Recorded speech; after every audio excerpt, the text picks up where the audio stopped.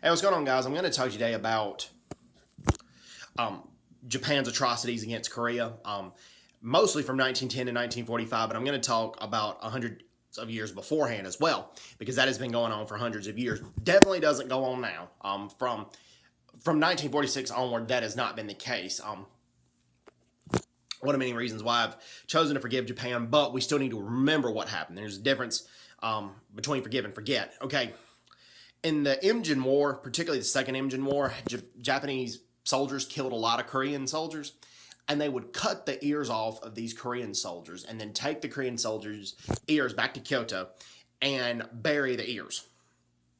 Okay, in the 1990s, the Korean government brought that up, and the Japanese government unburied the ears and sent them back to Korea for proper burial. But we still need to remember what happened. Big difference. Between forgive and forget. Also, between 1910 and 1945, okay? First, in the latter part of the occupation, the Japanese occupiers forced Koreans to give up their Korean names and to take Japanese names. Not in the early part of the occupation, but in the latter part of the occupation. Also, many Koreans were forbidden to speak Korean. They were highly discouraged to do so. Sometimes they faced jail time. Sometimes they faced execution for speaking their language in their country, because the Japanese occupiers said that we want you to speak Japanese. You're Japanese now. It's Japanese territory. So if you see some Koreans now that are 85 or older, more of them speak more Japanese a lot of times than they do Korean, because the Japanese language was ingrained in them forcefully during Japan's brutal occupation of Korea.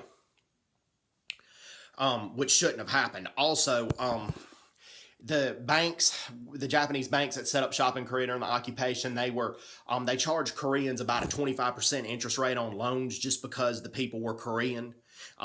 That went on, which shouldn't have happened. Japan developed Korea with a lot of railroads during that time, but also it was built on the back of Korean laborers, and they were paid less than $1 an hour, sometimes just 30 cents an hour, and worked about 12 to 14-hour days, sometimes more.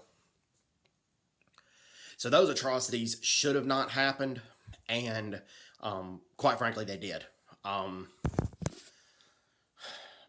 And then, aside from the railroad and that cheap labor, that Japan did not set up a lot of jobs in Korea. A lot of Koreans had to go to mainland Japan to look for work, because the infrastructure, aside from the railroads and the dams, and they were developed, but at the back of cheap labor, a lot of other jobs didn't take place. That's why Japan has a 1% population of Koreans, even nowadays. They're descendants of Koreans who came to Japan to look for work, to keep from starving. And then some were taken to Japan for forced labor. Some were taken as comfort women for sex slaves. And then some were taken to work the coal mines alongside American prisoners of war. That stuff had gone on. And like I said, it went on for 35 years. But on and off, there were a lot of Japanese atrocities that happened to Korea for hundreds of years beforehand. Like I said, from 1946 onward, that has not been the case, and has not been the case at all. But we still need to remember the atrocities that did happen. So, anyways, hope everyone's doing well. Take care. God bless, and bye-bye. Bye-bye.